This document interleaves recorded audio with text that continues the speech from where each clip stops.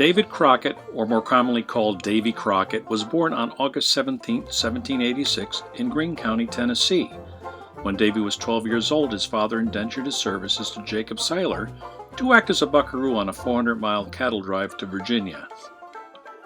Upon completing the cattle drive and his indentured service, Davy returned home and quickly realized that his place in history would not be found living at home, so Davy left and started a family of his own. Davy became fondly known as the King of the Wild Frontier after leaving his family in 1802 and enlisting as a scout and wild games hunter for the troops. Later, Davy served in the House of Representatives for 3 non-consecutive terms. In January 1836, Davy arrived in Texas and swore an oath to fight for the provisional government in Texas and was promised 4,600 acres for his service. On March 6, 1836, after a relatively short 90-minute battle, Davy, along with all the troops of the Alamo, was killed by Santa Anna's troops. The Crockett Tavern Museum is located in Morristown, Tennessee.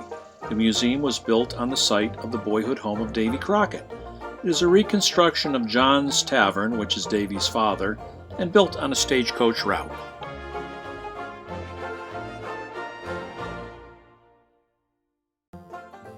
This 18th century Conestoga wagon is a heavy-duty covered wagon and is large enough to haul up to 6 tons of materials and was pulled with up to 8 horses or oxen.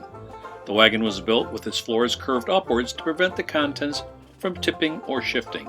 The wagon's seams were caulked with tar. The pioneer fireplaces you see here contain many cast iron pots and pans, typically used in wood fire cooking. These fireplaces are not brick-lined, but are stone-lined and do not include a baking oven. The large meal of the day was traditionally the noon meal, with the leftovers used up at supper time. Here is a typical kindling box. Kindling was used for fast restarting of fires on cold mornings or for the next meal. Pioneer food was typically canned or dried. Note the large black tea blocks on the lower left. In making tea, you scrape some tea off the blocks into a cup. Currency and coins were scarce in the early 1800s, so most pioneer families used Spanish pieces of 8. Well, pieces of 8 are just what they said, 8 pieces that can be broken down into making change. In other words, if you ever heard the phrase 2 bits to a quarter, well, 8 bits is $1 or 1 Spanish coin. Flax fibers, which were stripped from the flax plant, was an important item in pioneer life. The fibers were loomed into producing linen. They were made into bed sheets, underclothes, and tablecloths. What you see before you is an early pioneer game. It is checkers made out of corn husks. It's hard to believe that even in the early 1800s, security was an important concern. What you see before you is a simplified lock mechanism that has to have the right tumbler combination to open the door. Pedro was wearing a traditional pioneer hat, which I quickly removed.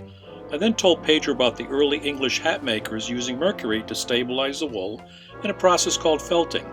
Long-term exposure to these hats or the process became known as Mad Hatter's disease, or becoming mad as a hatter.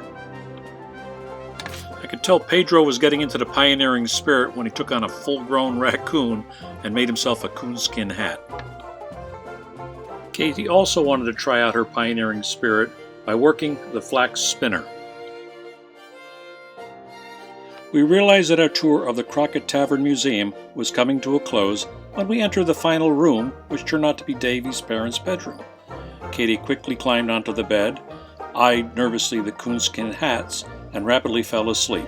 This is used for outdoor staycations. Please like our Davy Crockett video, and to join in on future adventures, together, please subscribe.